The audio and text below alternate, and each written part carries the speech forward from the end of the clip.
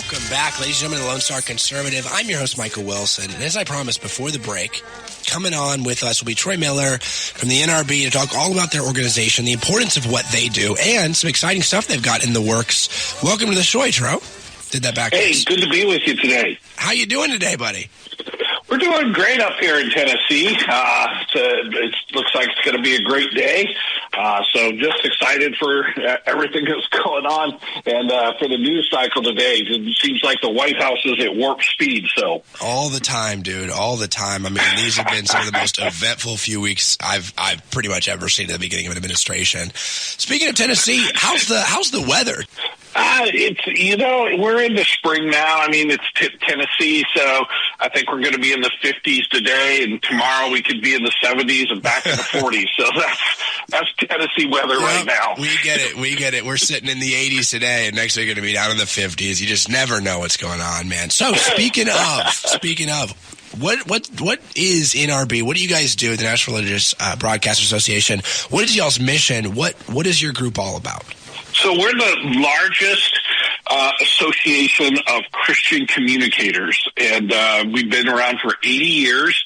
Started back in 1944 when radio was the top medium, and a group of pastors wanted to get on radio to do what God's called them to do. And even back then, there was a group of gatekeepers that wanted to decide who could and who couldn't be in the public sector. Yep. So NRB was formed to advocate on behalf of, started off as Christian broadcasters, and today we say Christian communicators because we have broadcasters, we have podcasters, we have program producers, we have Hollywood film guys, we have publishing houses, pretty much anybody that's out there and wants to be in the public sector in any form of medium. We're advocating on their behalf to be able to do that. We watch all the legislation that's going on in Washington, D.C., the regulatory environment, things that go through the courts, and we fight hard so those people can do what, in our opinion, God's called them to do. Yeah, of course. And that's part of, by the way, what I love working at this station. I started working here about a year ago, and it's been such a blessing. I always make the joke. I said, I don't know if there's many other places I could work. My opinions have frequently gotten me in trouble, but I've always felt the calling to speak them. I think it's important, especially with my job particularly, to expose the works of darkness, to go over the things that are going on and have those conversations. So I think it's really important what you guys are doing to make sure that people are protected, that people are able to speak in the way that God has called them to speak for His will and His glory. So what do y'all got going on right now? I know y'all have some pretty exciting things coming up later this month. Can we dive into that a little bit and go over, what you guys got going on? Sure. A couple of big things that we have going on, areas that we're, advocating and fighting for right now. We have a bill going on called the AM radio in every dash. So as you know, AM radio, car companies came out a year ago saying, hey, we're going to pull AM radio out. About 80 million listeners across this country depend on AM radio. I grew up in rural Nebraska. We depended on it. We depended on it for the emergency alert system, but also the top genres on AM radio are conservative talk and religious talk and teach. And so we have been working hard advocating that AM radio should stay. Congress just introduced in both the House and the Senate, the AM radio reintroduced the bill. So we're fighting hard to get that passed this year. That bill is not about technology interference or anything. It's about who's going to control the content in the car. Yep. The auto manufacturers, they want the free over-the-air radio out. So if AM's out, FM's right behind it, so that they control everything through app subscriptions and what they call the connected dash. And so that's the real fight is, are we going to have free over-the-air content, or is everything going to have to go through a subscription today? So that's one of the big fights we have going on. Yeah, and I always said, and it applies in multiple areas, I've always said it's not which God. It's not if there will be a God in charge, but which. I talk about this a lot in government. It's not about whether or not you have morality, because you will. It's whose morality gets enforced. And so the same thing is true here. It's not about whether or not we're going to have content creators available. It's who gets to decide which ones are allowed to. Yeah, that's right. Another one we have going is we're taking the Internal Revenue Service to court on a piece that's called the Johnson Amendment. It should be close to you guys in Texas, back when Senator Johnson was running, there were several organizations that were opposing his candidacy for Senate. So he slipped into a bill in 1954 that limited the free speech of 501c3s, which is every church and religious organization across this country. And he pulled a freedom they had for 175 years in this country, which was to talk about political issues and specifically candidates. Yep. And so we decided this has gone on long enough, and we're taking the IRS to court to get this thrown out.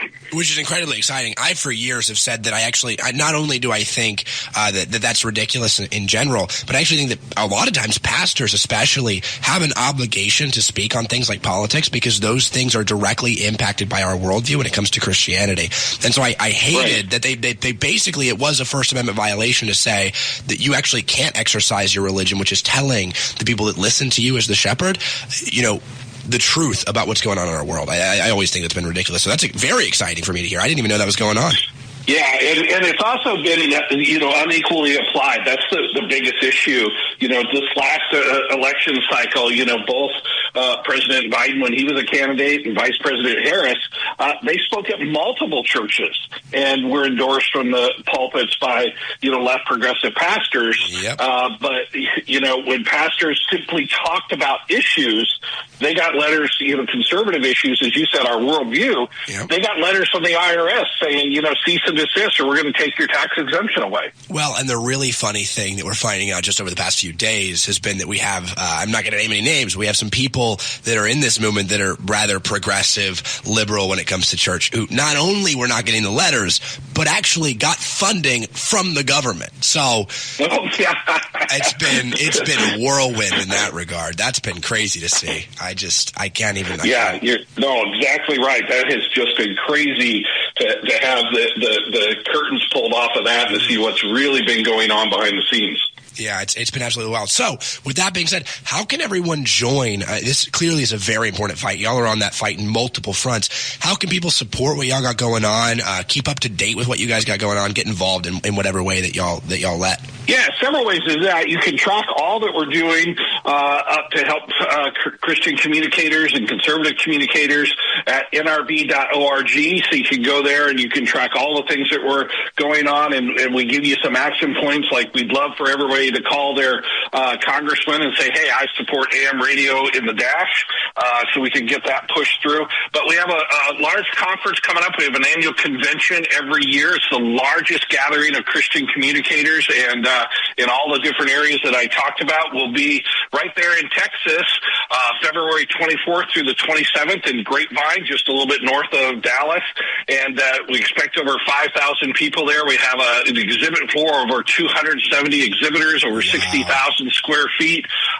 So if you're interested in getting into this, and that means if you're going to be a podcaster, even a blogger, or even for your own social media, we have panels, we have hands-on workshops going on, all things, and then we'll be talking about with the experts on all of these issues, other cultural issues going on. So it's a great place to get informed and a great place to get involved and to increase your skills in communications and getting the gospel out and getting the truth out. Awesome. And what's the best place people can find that information? If they want to learn more about the conference, find out the exact location and the dates, how can they check back on that when you're not here? Yep, go to nrb.org, and right at the top there, you'll see NRB Conference. You can click on that, and it'll take you to the site.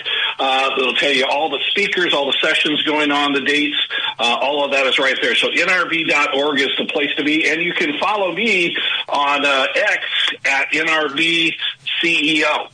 Wow, you guys have made it. I guess NRB getting that little 3 letters was nifty, because that makes it really easy. NRB.org for the conference right at the top. NRB CEO if you want to follow him over on social media. Very exciting stuff, Troy. It was great having you on, man. We'll have to keep in touch. I think it's really important what you guys are doing. It aligns perfectly with everything we got going on over here. I'm of course a conservative talk show host, but my entire slant is from a Christian perspective. So I really love what you guys are all about. Well, thank you. Thanks for having me today, and keep up all the good work you're doing. Of course. Again, thank you so much for coming on, and we'll talk to you soon, Troy. All right. God bless. God bless you as well, sir. Yeah, again, these are instances where we have these incredibly important missions that are actively going on right behind the scenes. A lot of people are not aware of. Like, I did not know that there was currently an actual legitimate, possibly successful fight going on against what has frankly been a complete kneecapping of pastors, a complete kneecapping of Christian communicators in their inability to speak to things of political nature. I've for years said that it's ridiculous that politics is directly interconnected to Christianity, because what you believe about Christ and what you believe about his work in this world and the word of God directly and completely impacts what you believe about politics, government, the job of government, what law should look like. So I think everything they're doing is incredibly important. Again, you can go to nrb.org to go see all that information and find out more. And you can follow Troy and everything he's doing right at there at NRB CEO on X.